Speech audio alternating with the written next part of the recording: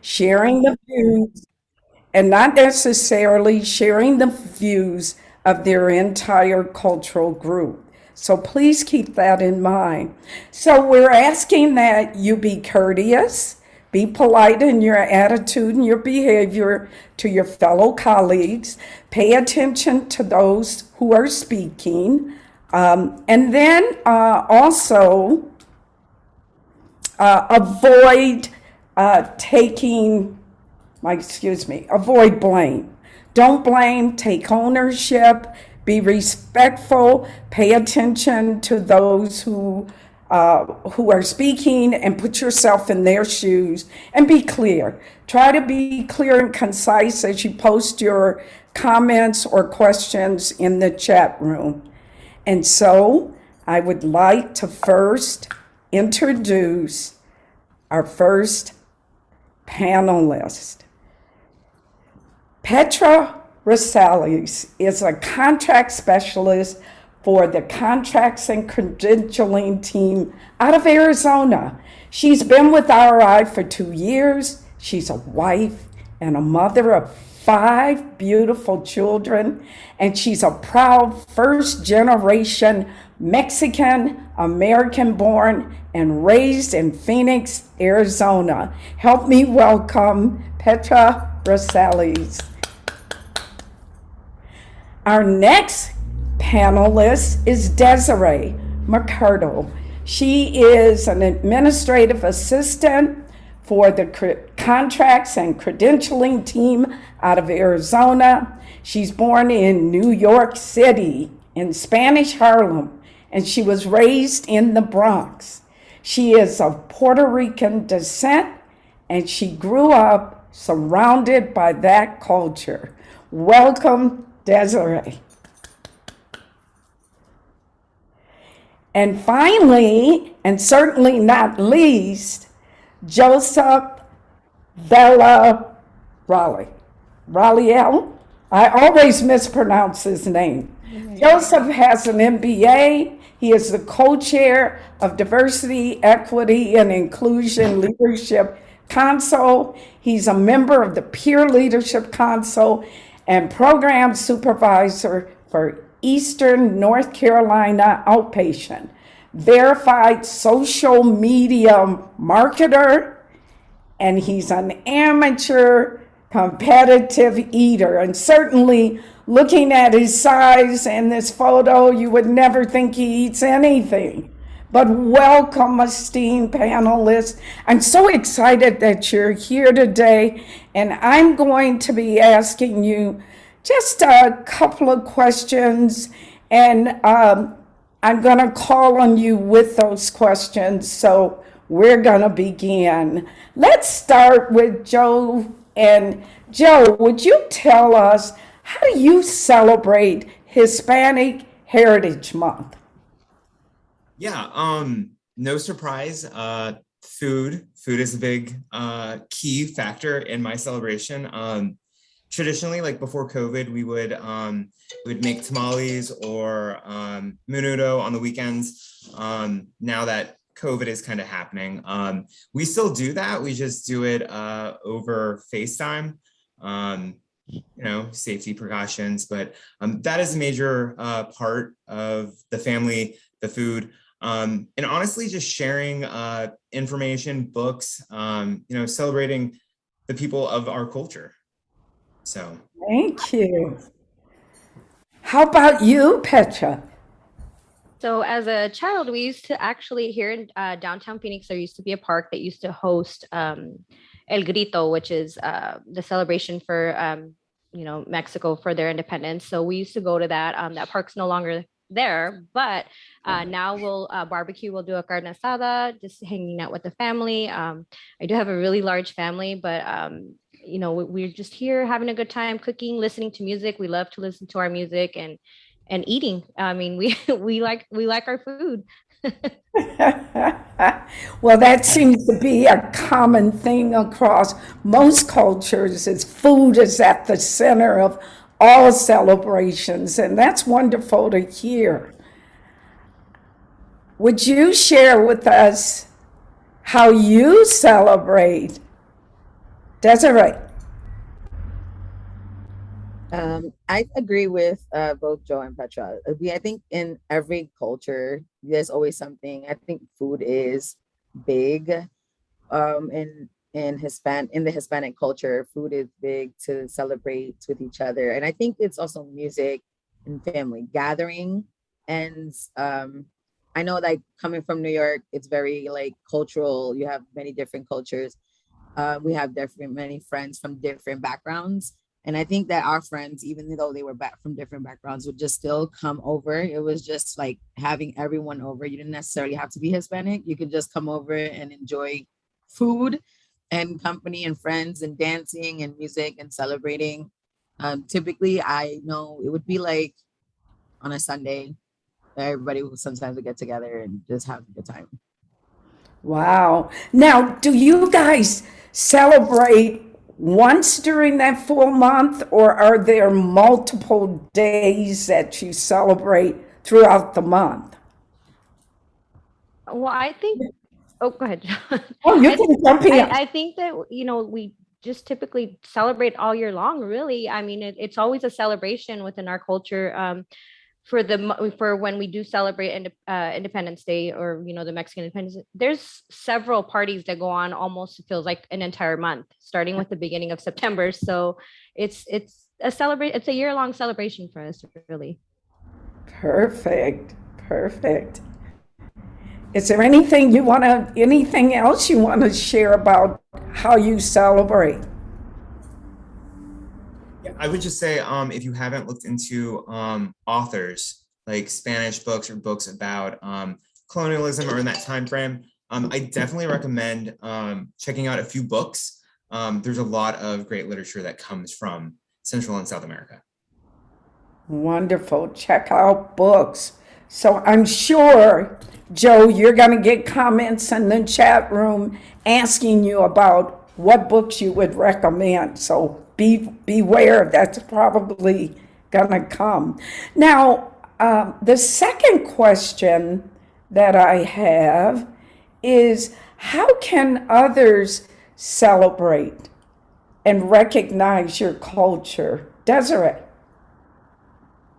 I think just if you know someone who happens to be of the Hispanic culture, just asking questions. And if you're friends, I'm pretty sure you've either been invited over to kind of celebrate that together. And if not, a lot of research. I think educating yourself in what different cultures have, like different backgrounds. Puerto Rican culture is very, so we're from the Caribbean. And so like, there's certain musics that we listen to where per se maybe it's a little bit more fast paced, considering maybe to another culture where it's kind of a little bit more mellowed down. So they're different backgrounds. But to celebrate, I say gathering. Gathering is like, you can't beat that. Just learning from each other, learning from one another. That's wonderful. During your celebration, do you ever reflect back on the times when you were living in or your cultural background? As you gather together, does anyone talk about that or reflect on that? Are you talking about like Historic things? Historic things. So actually, unfortunately, my parents didn't really teach me much. I did my research on my own about Puerto Rico. So a lot of my stuff, I just researched. I did a lot of like looking at documentaries and reading books and going to the older generation, like great grandmas, and learning more from them as well. And we're just reflecting on how things used to be done on the island compared to in the States. It's kind of two different worlds, two different things. Wow. Yeah. Thanks for sharing that, because oftentimes when our ancestors come from different places and they transition here to the US, that culture gets lost because of their need to assimilate and not feel different. And now we're at a place in history where we want to encourage that diversity and encourage that richness of culture so that we're more like a salad versus a soup bowl that gets melted into one culture that doesn't necessarily represent all of us. Thanks for sharing that. Anyone else want to comment about whether or not they reflect on their historic background of their culture during the celebration? So I was born and raised in Phoenix, Arizona, but we traveled to Mexico a lot as a child. I mean, we were there for every single vacation. So even though I wasn't born there, but I did spend a lot of my childhood there. I speak to my children when I take them back. You know, we used to walk to this store, and this is what we used to do here. And I was fortunate enough to one year we were in Mexico, in the city where my dad's from, to celebrate Mexican independence. And I remind them of that, and I tell them that I'm going to take them for the grand party that they have at their little placita. And it's nice to be able to share that with my kids. Being first generation, I think we got a little bit more of the culture, and my kids not so much, but we're trying to remind them that, you know, they have a beautiful they come from a beautiful background. So, and that's so important. Thanks for sharing that, Petra. Anything else you want to share, Joe? Yeah, so my father is an immigrant. I'm a first generation American, and so he has always tried, I think, throughout his life to get other individuals to appreciate the beauty of our culture. So I would definitely recommend how to celebrate, like immerse yourself. You know, try a new dish, try going to a different venue that you might not normally go to, you know, invest in shopping at local businesses that are owned or operated by Latino or Latinx people. Like, there's so many things you can do. Yeah. Sky's the limit. Yeah. And that's good advice. Very good advice. Anything else you want to share and how others can celebrate?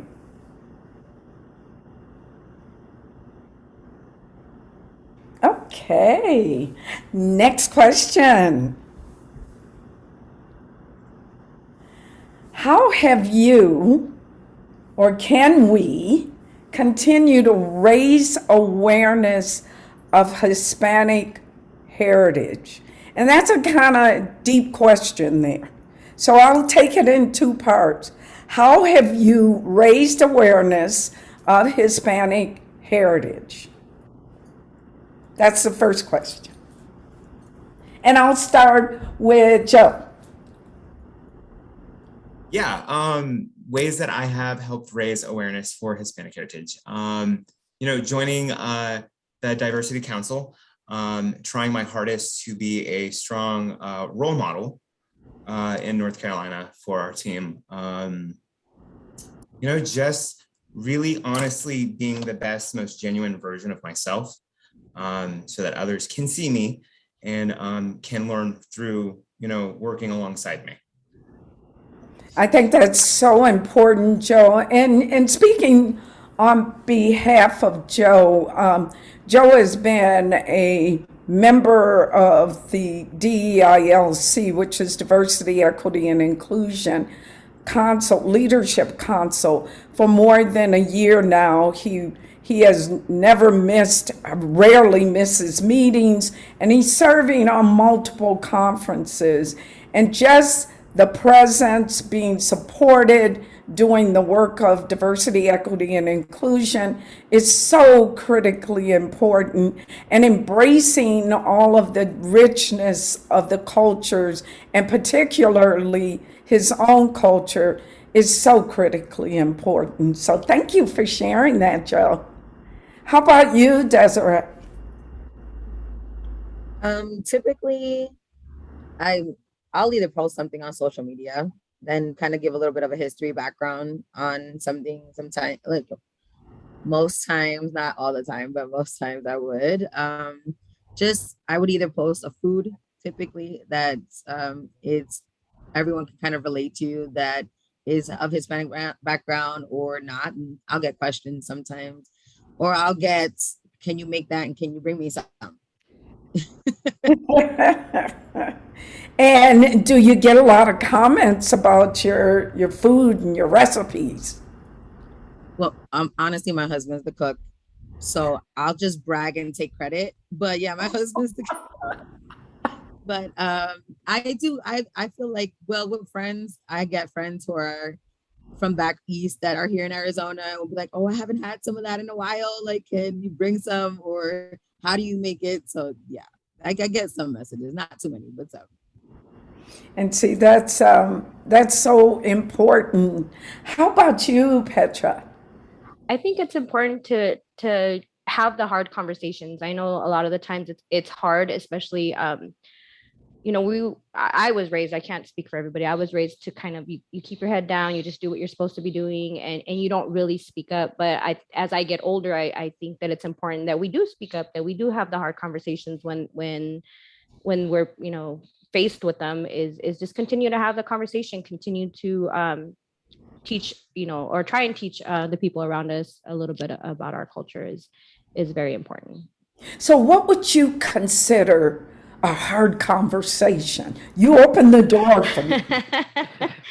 Well, with a lot of the things that's posted on social media and a lot of the things that we see on the news, here, the Dream Act, I know everywhere the Dream Act is very big. And a lot of the time, or even immigration is a hard conversation to have. There's a lot of misconceptions around immigration, and some people, like my parents were immigrants, but because they were immigrants and they were in a time where it was just starting to come forward, they didn't really speak up. They didn't really say anything. They just they kept their head down and they waited until they were, and even now it's difficult once you're taught to keep your mouth shut and not really speak about those things.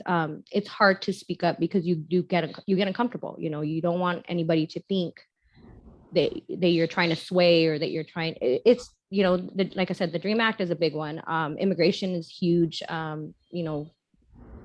Without getting too political, even when we were having all these things with the wall being built, like it's just, there's those hard conversations that you usually don't want to have because you don't want people to think that you feel one way or another.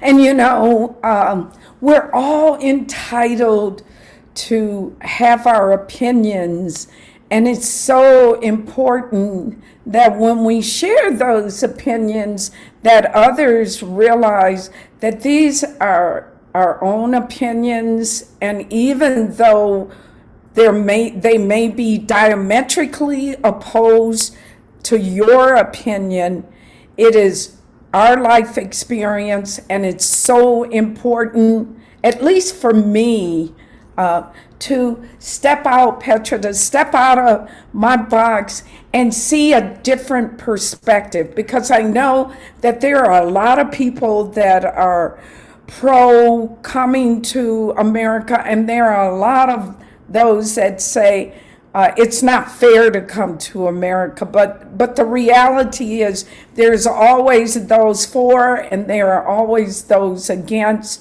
And what we have to bear in mind is that we're all people, and we all have aspirations, and we all have desires, and we all want to live that dream and be given the opportunity to succeed. And anything aside from that, of being kind and being loving and being welcoming, we should take stock in our behavior and how we treat one another. And that's my personal perspective on it. And so I see both sides, but yet I value the Hispanic heritage, and I value everyone being given an opportunity to succeed. So thanks for sharing that, because those are controversial topics that people just don't talk about. And you may get some of those questions in the chat room about things that individuals always wanted to ask but were afraid to ask because they were uncomfortable. So I'm saying to everyone that's here, get comfortable, pose your question. If it makes any of our panelists uncomfortable, they will say, that's uncomfortable, I'd rather not answer that, or you're asking me about my personal perspective, I'd rather not answer that. But I think it's important that we open this forum and we ask those difficult questions. So thank you. Anyone else want to comment on the question about how you have raised awareness of Hispanic heritage? Okay, so the next part of that question is, how can we continue to raise awareness of Hispanic heritage? You can jump in, Petra. I see you. You haven't gone on mute, so that means I call you. And if it looks like I'm turning away, I'm looking at my big screen here, and I have my smaller screen here in front of me. Again, just being open. The best thing that you can do is be open to the conversation. Be okay with like you said, I don't want to hear that, don't want to hear, but just being open. Like, I think a lot of times we close ourselves off, and I can speak for myself. I get nervous, or I don't want to hear it. And it's more of nerves of saying the wrong thing. But if we can just be open and listen to the people around us, and then that raises a lot of awareness. Being open is so critically important. In fact, I want to just divert just for a second and share with you something about my own personal experience. My husband, who is African American, joined a veterans, a VFW, which is the Veterans of Foreign Wars post, military post. And he joined the George Lopez 6310 post, which is out in Tolleson, Arizona.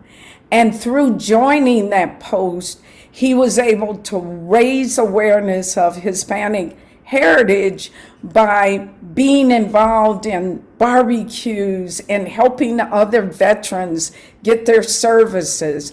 And he and I actually sponsored what we call the diversity, I'm sorry, I called it diversity, but it's called the Voice of Democracy essay contest for all students at high schools throughout the Valley, West Valley of Arizona.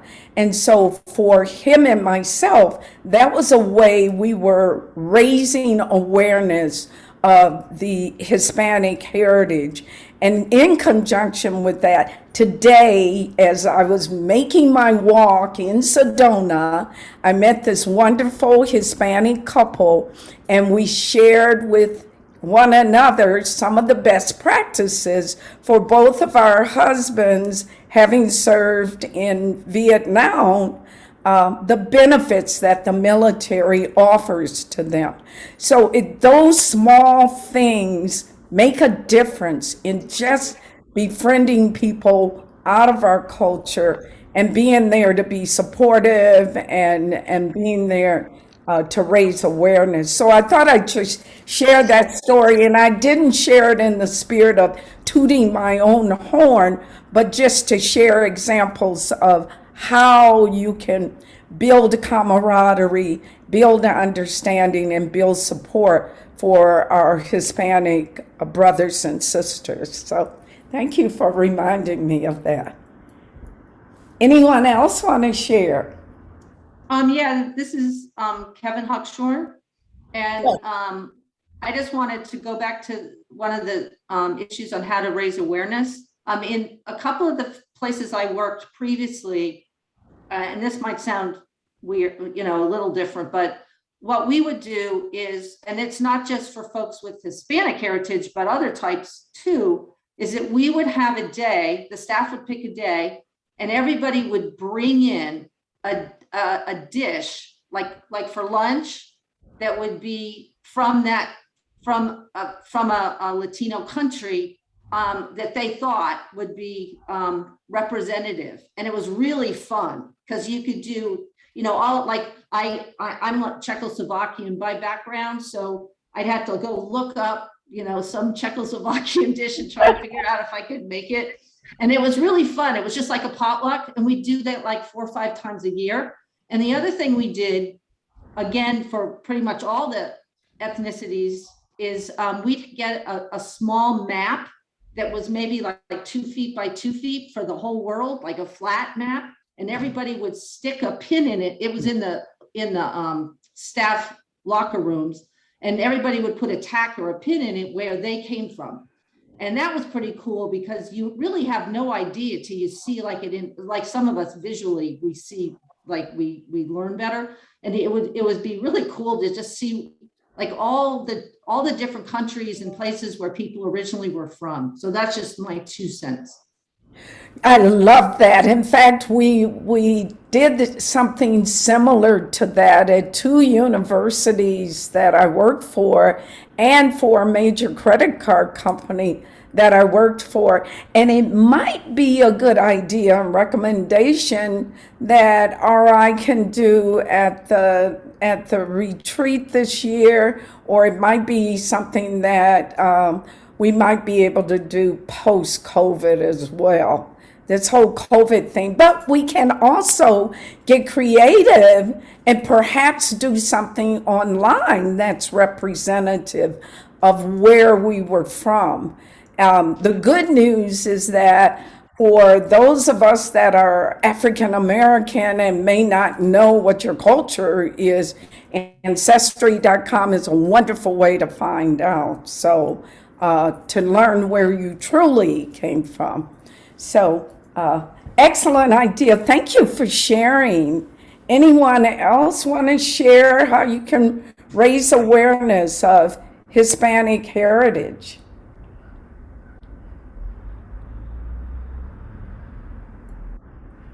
I was just I agree with everyone. I think the potluck thing was a great idea. I think that's awesome to like just bring everyone together, different backgrounds. I feel ask questions. Don't be afraid to ask. Like, what's your background? Where are you from? What do you got? What does your culture do to celebrate? I think questions are awesome, and it also brings up like great conversation. You get to know someone so well through just talking and having time, or going to dinner. If it's someone that you know pretty well, take them to a restaurant that maybe has that type of food, your cultural food. And then like, you know what, let's try a little bit of everything. Let's try this. I've done that with friends before. Wonderful. Thanks for sharing that. I have this final question, and then we're going to open up the chat room because I think there's probably a lot of questions there. But is there a cultural misconception that you'd like to speak to? And I'll start with Joseph. Joe. Yeah, there's a lot of cultural misconceptions, I think. I do think that one of the biggest ones is I know that we have an open border along Texas through California. Not everyone that is coming through it, though, are Mexican. A lot of the individuals that are traveling up through the border are actually from other regions of the world trying to gain access to America. I think everyone can remember last week with the Haitian immigrants. But a lot of them are fleeing their homes because, it's rough out there. There's massive issues with the government, police, war, strife, famine. You have to, I think a big takeaway is like when you talk about this kind of stuff, like how far would you go for your family? Mm-hmm. Mm-hmm. That's a excellent point, Joe. How far will you go for your family? And that's so important. So the misconception here is that not all Mexicans are not the Mexicans are not the only ones that are crossing the borders, that there are others doing the same. Okay. Any other cultural misconceptions? Yes, again, speaking for myself, I don't know, I don't ever want to speak on anybody else, but I am, like I said in my bio, I'm very proud Mexican American, but I don't want anybody to think, and it's been brought up before, where just because I am a proud Mexican does not mean that I'm not as equally proud to be American. I mean, this country provided so many things, so many opportunities for my family who left Mexico, and just that's a big misconception. I am very proud Mexican, but I'm also very proud American. Wow, that's important too. Very important. And thanks for saying that to us, Petra. Desiree. Hi, I think so it's kind of for me what I've experienced in a way, what I've experienced because I recently went back to Puerto Rico after like more than 20 years in 2019 after Hurricane Maria. I wanted to go back and kind of see uh what was going on the island and see my family as well. It wasn't just a vacation. I wanted to take in history.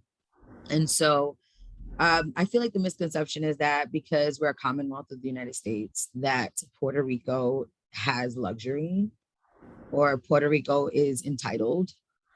And I think that many people, if I don't want to get too much into it because there's a lot, but there is way more to the background and the history of how Puerto Rico became a Commonwealth of the United States. And if you ever visit the island, it is beautiful. It has so many beautiful things. Typically, I feel like tourists stay on the capital area where it's very pretty, it's very beautiful, very luxurious. We don't go in to the heart, I feel like, where you can see poverty.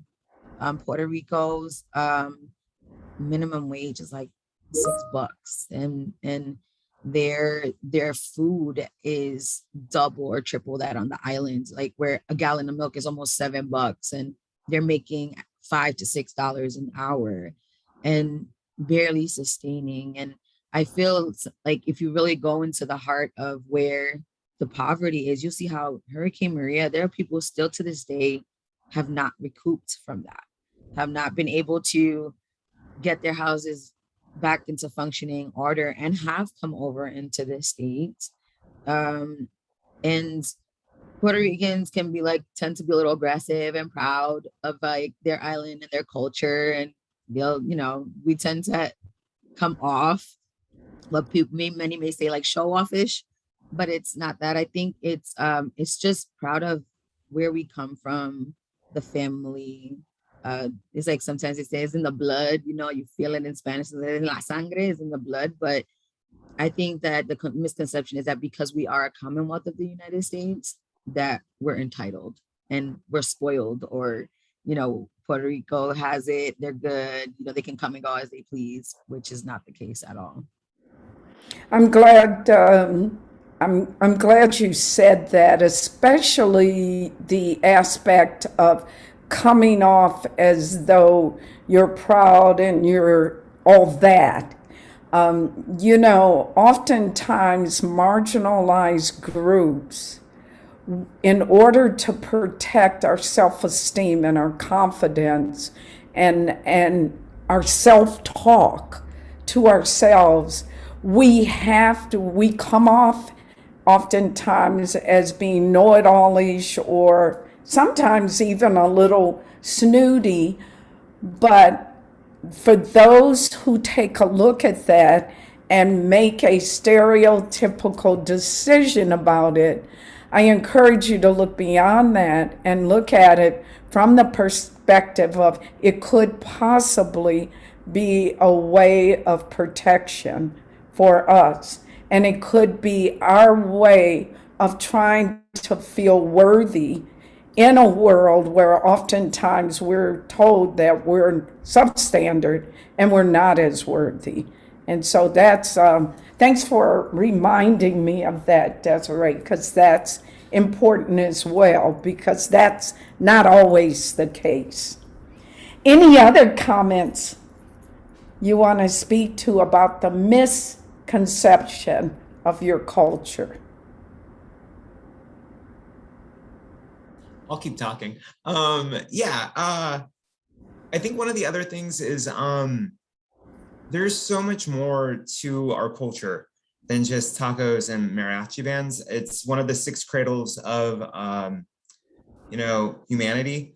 It has a very, very long, very detailed history. So I mean, like, there's so much more to it, and I think a lot of times, to make it easier, I think people kind of just simplify it. But I mean, like, anyone from any other culture would understand that there's so much more than just what's presented to most people. Yes, that's important to know. And the way that we learn that rich history is that we have to open the books and we have to study that Hispanic culture to understand it, to understand how the work ethic, which is very, very strong, and the camaraderie amongst the Hispanic culture is very, very strong and very, very collaborative, and how relationships are so critically important in the Hispanic culture. All those things I noticed just merely as observations, that camaraderie, that strong work ethic, that sense of group belongingness is so important and so rich in the Hispanic culture. So thanks for sharing that, and thank you for answering my questions. We're gonna open up the chat room. I believe Carrie has been monitoring the chat room. So Carrie, what questions do you have for our panelists? What's our first question? Hi, everyone. Mostly what we've got so far are a lot of comments. We do have a couple of questions. So I do want to share those comments first, though, because they're kind of cool. A lot of praise for Joe. People love working with you, apparently, Joe.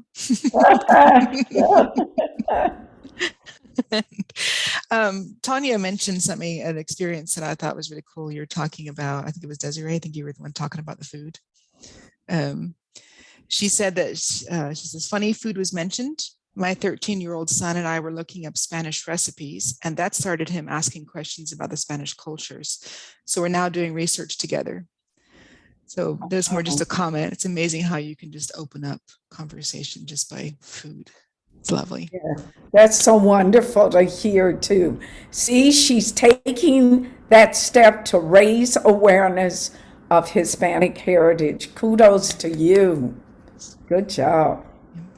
Monica also had another suggestion. Monica Weldon, she says she has nieces and nephews that are multiracial and multi-ethnic.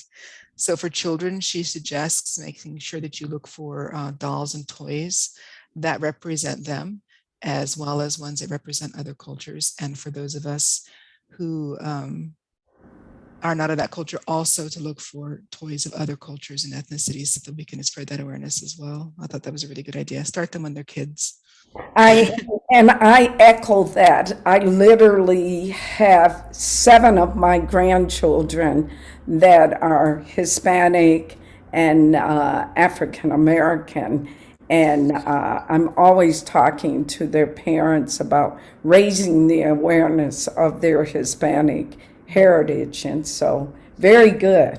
Yes, yes. We did have somebody that echoed your question, Dr. Muhammad, who asked for what books do you recommend for learning about the Hispanic and Latino cultures? Joe did respond with one book. He said 100 Years of Solitude by Marquez. Do you have more books, you guys, that you might suggest? Honestly, there's so many that I could recommend. For those that are very into spoken word or poetry, there's a long list of Mexican female authors that are culturally significant, that have written so many countless books, honestly, on just everyday life. So yeah, I can send that in an email. I can send a whole list. just let me know. Yeah, so Joe, are you okay with people emailing you directly to ask for that? Okay. Yep, he's nodding Perfect. yes, just in case you guys can't see him. He is nodding yes. You can email him directly for requests. What about you, Desiree or Petra? Do you have any book recommendations? Actually, did more documentary. I'm sorry, more Okay. documentary. If you go on YouTube, there's actually you can look up, and I can even send a link. It's about kind of a historic war that happened. It's called La Guerra de Vallamon in Puerto Rico, and basically it was a war, an uprising that came up in Puerto Rico of like half the island did not want to be part of the United States, and half the island did. I think just looking up, I have links that I keep like in my email just because my kids, I like to show my kids, but I would definitely suggest looking up historic civil wars in Puerto Rico on YouTube. And you'll just kind of get a whole listing of things that have happened and kind of show you the history and how it formed. Just the Commonwealth of how Puerto Rico became a Commonwealth to the United States. Interesting. Thank you. There is also a documentary on Netflix called Patria that has to do with the Mexican history of, the wars and battles that were fought against the Spanish. There was a lot of things that I learned that I had no idea that was very interesting. I just watched it actually last week, but it was really good. Very cool. Thanks for sharing that. Yes, definitely. Tara J asks, what is the difference between Hispanic and Latino? Yeah, so the big difference is Hispanic is basically any kind of country around the world that speaks Spanish or was part of the Spanish crown at some point in their history. Those that are Latino, they are individuals that are South or Central American. So it is possible that you could be Latino or Latina and not Hispanic, for example, if you live in Brazil, and inverse if you live in Spain. So you are not Latino or Latina if you are from Spain, but you are Hispanic. And that in itself is, they're both essentially umbrella terms. At the end of the day, these are both terms. There's two other ones that people utilize nowadays. They don't encompass everyone across the board. So a lot of people, depending on your generation, your age, your own personal attitudes about all of that, pronoun choices impact like which tense you would prefer to use. Mm-hmm. Yes, I noticed that there seems to be varying views around that, Joe. So you raised a very good point. I've heard that term Latinx, I've heard Latino, I've heard Hispanic, and oftentimes they get blurred and individuals think that they are the same, when in essence they're not the same, but yet there's a lot of similarities. And you simply just have to ask. Thank you. So Stefan asks, how is mental health viewed in the Hispanic culture? I was scared to admit it because of the stigma here in the US, but now I am proud to admit it and be part of the change to get rid of the stigma. Yay. I would actually like to touch on that. I feel like not only in the Latino community, I feel like it's a lot of minority communities. Mental health is looked at like a taboo, like you shouldn't talk about it. I know being raised in Spanish Harlem, like with a lot of my cousins and family, that didn't exist. That wasn't something that you spoke about because then they would automatically categorize you. And I hope not to offend anyone in any type of way, but they would automatically categorize you like if you were crazy. Like it wouldn't be a situation where like, oh, maybe because they experienced violence at a young age or some traumas at a young age, that maybe they're going through PTSD or they're going through a situation. It would just be viewed like, and more like you'll be fine, get over it. Yes. Just, you'll be okay. Just push through, you'll be fine. And I think that now, with the way things are nowadays, and it's so openly spoken about, I think that now even the older generations of Latinos and Hispanic communities are starting to open up to the idea of therapy and counseling and mental health and just doing a mental health check. That's just my view. That's how I kind of was raised in that way. Yeah, I agree with Desiree. We didn't talk feelings. We weren't taught to talk feelings. Feelings weren't a thing that we talked about. It was, it was a sign of weakness. So having to learn that your feelings are not weak it was a big lesson for, at least in my family. So it's like Desiree said, very taboo. We didn't talk about it. Wow. And, I listened to you speak about that, and my African American culture is so similar. And I guess being a part of being a marginalized group, showing care and showing that you have feelings and showing that there is a thing called mental health and that it's okay to talk about wasn't something you could talk about in your cultures. And in the African American culture, if you showed care for your children, then the slave master would take your children away from you. So we learned to just conceal those feelings of camaraderie and care. And I don't know if that's similar in the Hispanic culture. Is that something that would be prevalent, that if you showed care for your children, that it might be something that you'd be stigmatized for, or the authorities might take your children or put them on a different farm or have them do some different kind of work? I would say that has to do more with gender. Back in the day, I think there was more of a focus in the Latino kind of culture on what men and women should do and how they should behave. So I know for men, not a lot of emotion, not a lot of emotion towards your kids. So it was supposed to be like boys don't cry. So you just retain that. If you express it, if you were to discuss it, that becomes more of a negative towards yourself and your masculinity. And I think the inverse with women, even though they were expected to essentially take care of the household, God forbid they have a decision. Yeah. Or an opinion. Right. But those barriers are starting to erode with each year.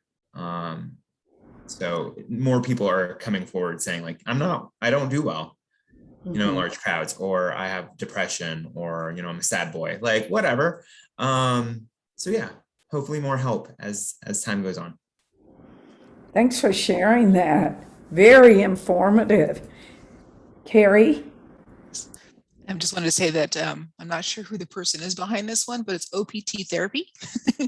he or she is following up and saying some of my clients were never diagnosed prior to seeking services, some of them as late as 60 years old for the first time in therapy. So it's definitely something that is a challenge. Well, to the person that said that 60-year-old, I often joke because I'm considered one of those senior citizen folks, and age is only a number, let me just say.